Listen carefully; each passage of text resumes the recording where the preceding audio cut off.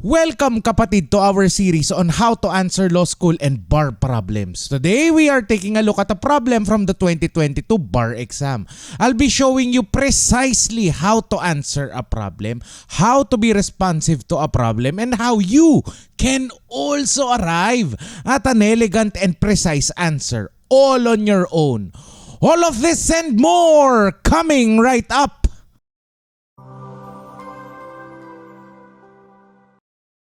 Hi, my name is Lex and welcome to Lex in Motion. In this channel, I'll be helping you build your competence, confidence, and capability in law school. Start today by hitting the subscribe button below. New episodes are posted every Friday.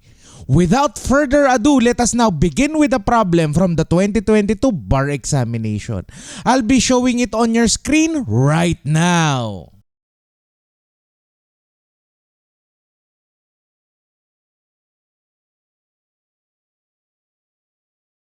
The first step in answering every problem is to take a deep breath. Find a way to calm yourself down.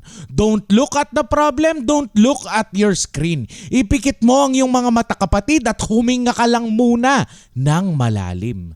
The second step is to take another deep breath. As you exhale, know and understand that however way you're going to answer this next problem really is not going to matter.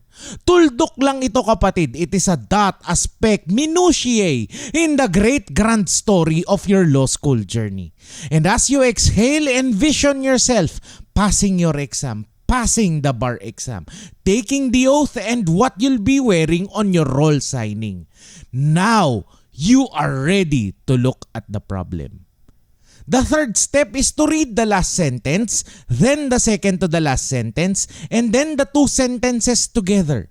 If what you see at the end of the problem are phrases like explain briefly or discuss fully, feel free to include these with the last sentence. We do this, kapatid, in order for us to zero in on the problem. We can only be responsive if we know exactly what is being asked.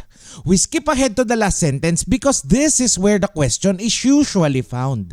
Remember, we can only be responsive if we know exactly what is being asked. Let's look at the last sentence of the problem. If you were the prosecutor, what crimes will you file against Javier and Jorge for the death of the elderly woman, the death of Barbara, and the injuries sustained by Anna? Explain briefly. Let's read the second to the last sentence of the problem for more clues. Barbara, however, died as a result of 9 stab wounds, one of which pierced through her spleen. These two sentences together should automatically trigger in your head the crime of homicide. Article 249 of the Revised Penal Code provides that the crime of homicide is committed when a person kills another, but the killing does not fall within parricide, infanticide, or murder. Galing ito sa dalawang salita sa wikang Latin na homo na nangangahulugang tao at sedere na ibig sabihin naman ay to kill or strike down. Here, the examiner is asking us to step into the shoes of the prosecutor. The examiner is in effect asking us what crime or crimes should we file against Javier and Jorge for the death of the elderly woman, the death of Barbara, and the injury sustained by Anna. Then the examiner is asking us to explain briefly. The next step is for us to identify the rule, concept, provision, or doctrine that is being asked in the problem. The master key to being hyper-responsive is by identifying the exact rule, provision, concept, or doctrine upon which the examiner has built the problem. If we can reverse engineer how the problem was drafted in the first place, then it gives us the fighting chance to give the precise answer that the examiner is looking for. Dito sa problem na ito kapatid, ano kaya ang sinusubukan sa atin ng ating examiner? What is the rule, concept, provision, or doctrine that is being tested in this problem? If what is being tested is still unclear to you based only on the last two sentences, then feel free to come back to this after the next step. Here, what is being tested is our understanding of the concept of homicide. This is what we now know just from reading the last two sentences together. This is an incomplete, inaccurate view which we should be able to correct as we move along in the process of answering this problem. Sana clear pa, kapatid. The next step now, kapatid, is for us to read the problem from start to finish. We will look for bits and pieces, anything really, that will help us answer the question. We will go over the problem line by line and look for clues that might help us give to the examiner the answer he or she wants. If you see an actor, mark it. If you see the actor's action, mark it. If you think something might be relevant, then mark it. All others we can safely ignore as noise. I hope I'm still making sense so far. Let's begin reading the problem from start to finish. Ana and Barbara, while working inside their sari-sari store, saw Javier and Jorge robbing an elderly woman of her purse and brutally beating her to death. Ana and Barbara immediately ran outside, and when they tried to help the elderly woman, Javier and Jorge stabbed both of them. Thereafter, Javier and Jorge ran away with the elderly woman's purse. Ana suffered one stab wound which punctured her lung, but she survived due to timely medical assistance. Barbara, however, died as a result of 9 stab wounds, one of which pierced through her spleen. In the first line of the problem, the examiner introduces us to Ana and Barbara. Hindi binanggit kung ano ang kanilang relationship, kapatid, pero sila daw ay nasa loob ng kanilang tindahan. Naroon sila nung nasaksihan nila si Javier at si Jorge na ninanakawan ng isang nakakatandang ali at ginulpi nila ito hanggang siya ay mamatay. Thereafter, Ana and Barbara ran outside and tried to help the elderly woman. However, both of them were stabbed by Javier and Jorge. The two ran away with the elderly woman's purse. These two lines are particularly relevant to me because here what is actually being tested is not our understanding of simple homicide, but homicide that happens in the course of or during the commission of a robbery. In the next sentences, the examiner tells us the aftermath of the stabbing. Ana's lung was punctured and this should be a fatal wound, kapatid. This would have killed Ana, but she survived because of timely medical assistance. Barbara, on the other hand, was not so fortunate because she died after having been stabbed 9 times. In the next paragraph, the examiner asks us to step into the shoes of the prosecutor and determine the appropriate crime or crimes that should be charged against Javier and Jorge, bearing in mind that the elderly woman died, Barbara died, and Ana also would have died had it not been for timely medical assistance. After marking our paragraph, it should look like this.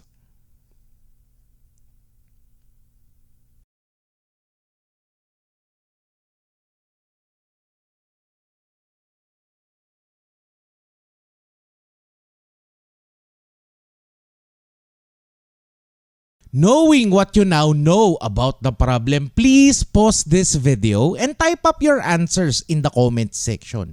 This is the only way for me to gauge your answers and I will try to respond as best as I can.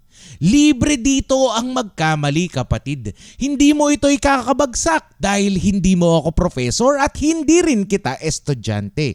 Huwag kang matatakot na magkakamali dito, kapatid, kung ikakatama mo naman sa iyong quiz at midterms o maging iyong bar exam. This problem is a good illustration of the technique I call leading. Leading is the process of dropping as many bits and pieces of information for a student to reach a particular conclusion or maintain a particular position or to support a given argument.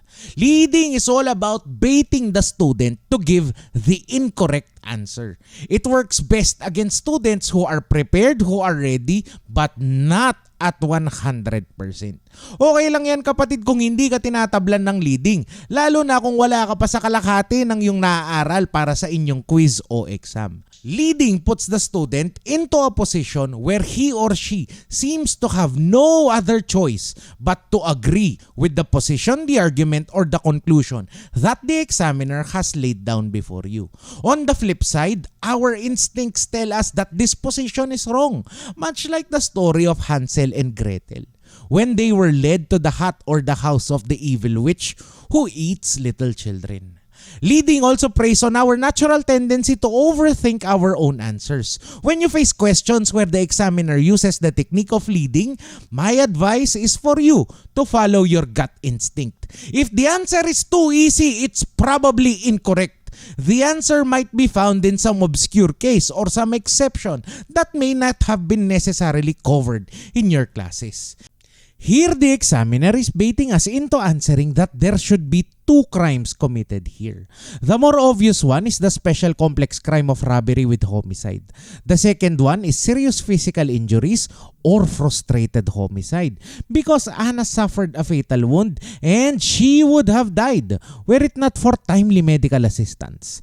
This, however, is wrong.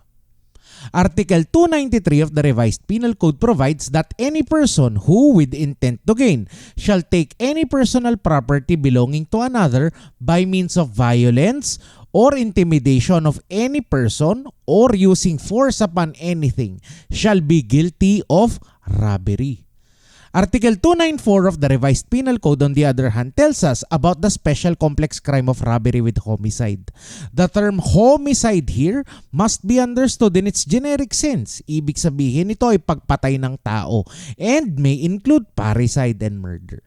The special complex crime of robbery with homicide is committed when the robbery is the main purpose and objective of the criminals.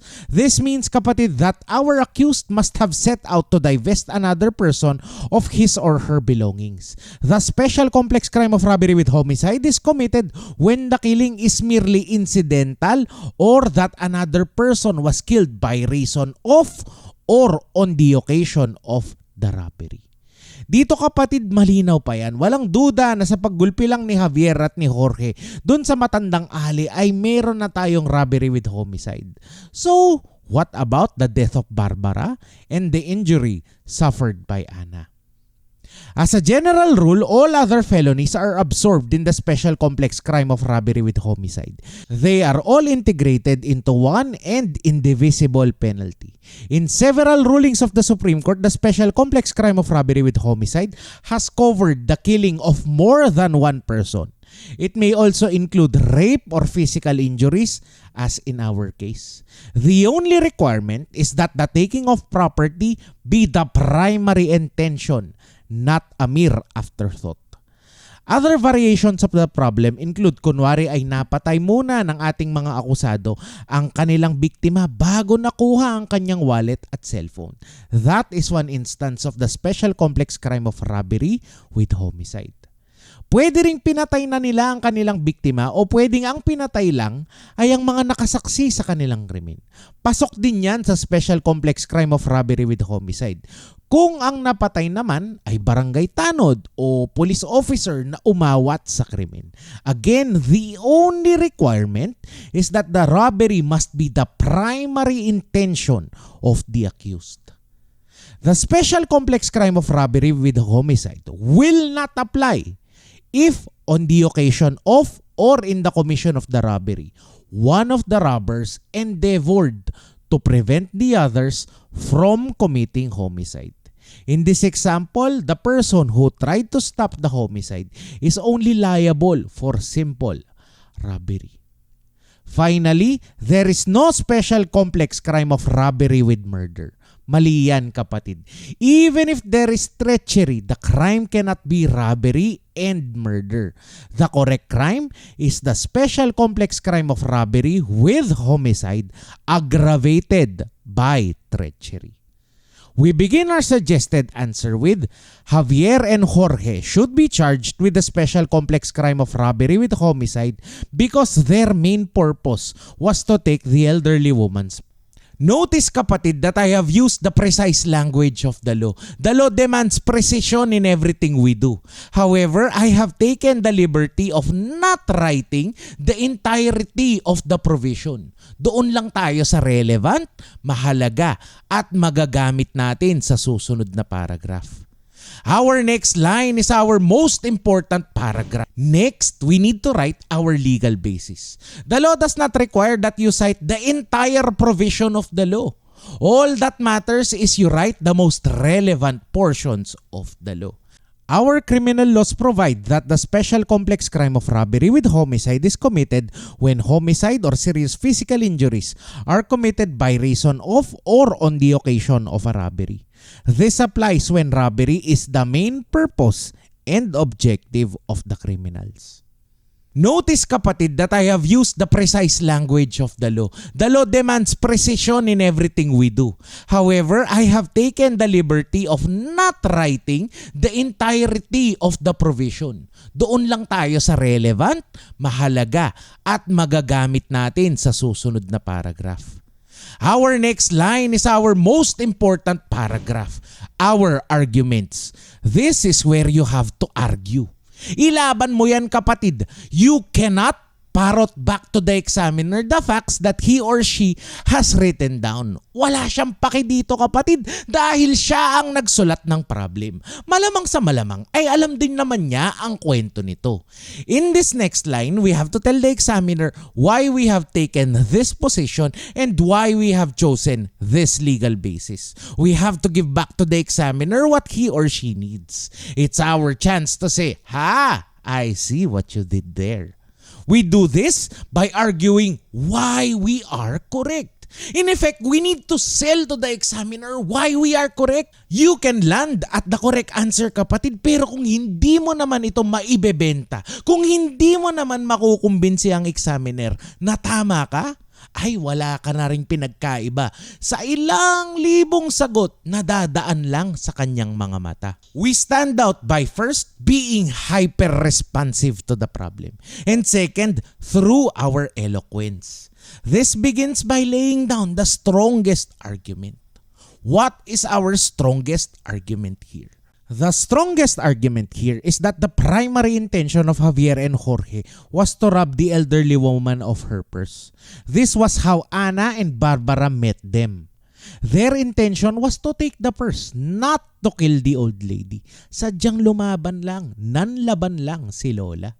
The principle of absorption dictates that Javier and Jorge are liable only for the special complex crime of robbery with homicide. All of their other crimes, such as the killing of Barbara and the frustrated homicide committed against Ana, are all integrated into one single indivisible felony.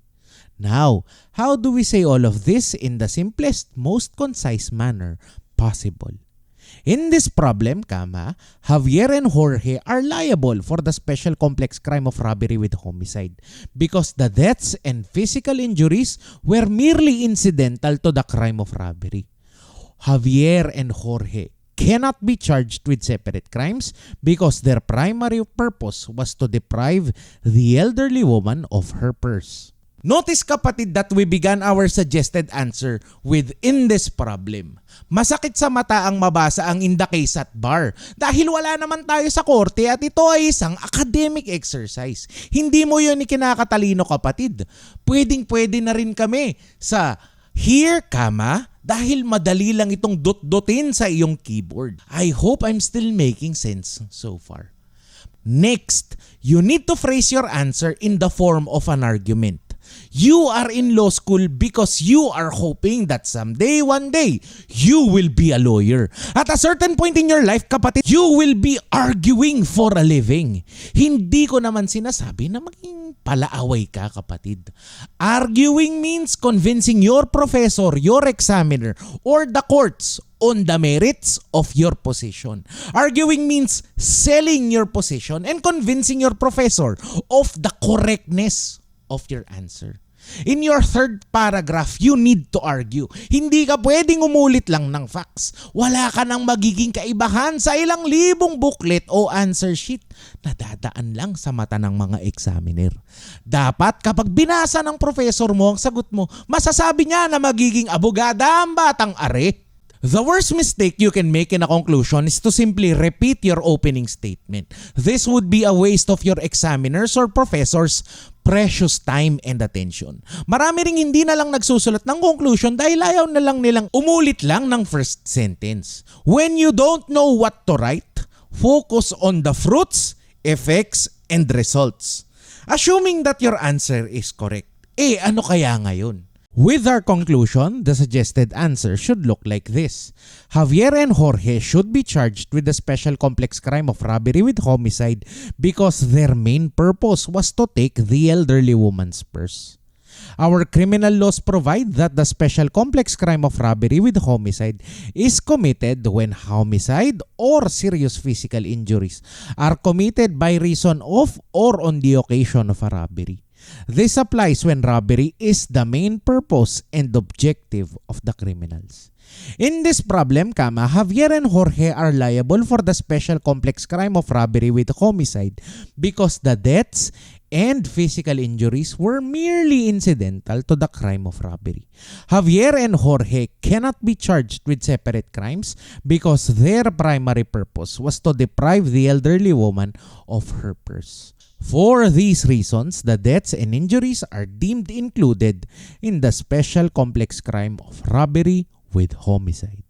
The worst mistake you can make in a conclusion is to simply repeat your opening statement. This would be a waste of your examiners or professors' precious time and attention. Marami ring hindi na lang nagsusulat ng conclusion dahil ayaw na lang nilang umulit lang ng first sentence. When you don't know what to write, focus on the fruits, effects, and results. Assuming that your answer is correct. Ano kaya ngayon? Salamat kapatid at sinamahan mo ako sa ilang minuto na tayo ay nagsagot ng isang bar exam problem. I will be doing my best to respond to all of your answers in the comments and give you timely feedback. Sana at kahit papano ay may natutunan ka. The means and methods I've discussed here are all contained in our digital workbook 8, 101 practice problems for lost law students and bar takers. Here you will be tasked with answering about 105 bar problems spread out in various bar subjects. All of the answers here are broken down, explained, and discussed in much greater detail than what we have done here. You will also learn about how examiners draft their problems, where questions come from, and how to predict with a reasonable degree of accuracy the problems that might come out in your midterm and final exams.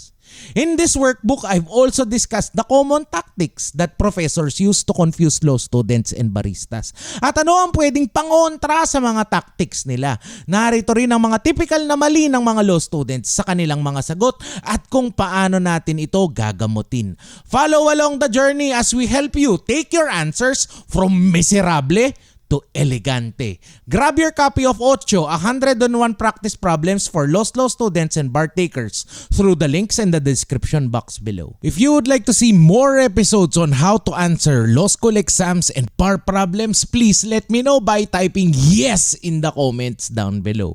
Thank you so much for watching. Like and share this video for good law school karma, and I will see you next Friday.